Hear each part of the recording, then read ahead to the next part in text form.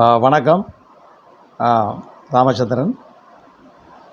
இப்போ மீடியாலலாம் சில கூட்டணி கட்சிக்காரங்க கொஞ்சம் கூட மனசாட்சியே இல்லாமல், மக்கள் நலனில் அக்கறை இல்லாமல், தாந்தோன்றித்தனமாக ஊழலில் கொள்ளை அடித்தவர்களுக்கு, மதுபான ஊழலில் கொள்ளை அடித்தவங்களுக்கு வக்காலத்து வாங்குகிறாங்க.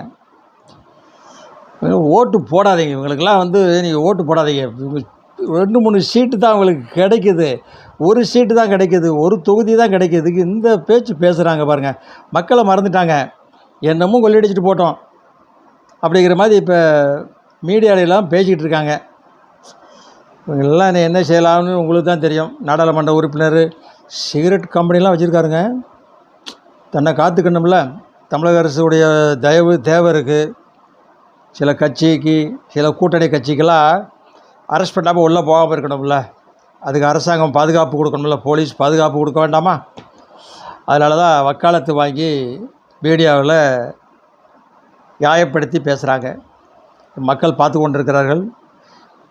தொகுதி பக்கம் வருவாங்க, அன்றைக்கி பதில் சொல்லுங்கள். அடுத்த வீடியோவில் வரேன்.